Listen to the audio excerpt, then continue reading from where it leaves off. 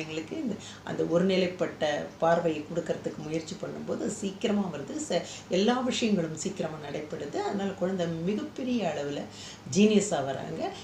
பிறவி ஞானம்னு எல்லாத்துலேயுமே எல்லாருக்குமே இருக்கும்.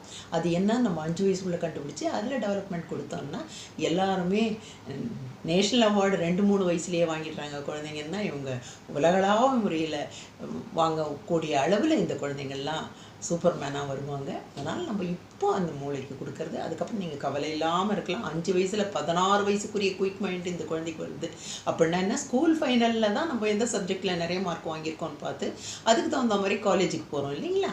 அது இப்போவே 5 வயசில் கண்டுபிடிச்சா அதில் டெவலப்மெண்ட் கொடுத்துடலாம். அதனால் எவ்வளோ விஷயங்கள் சொல்லக்கூடிய அளவில் செல்ஸ் இருக்கும் தெரியுங்களா.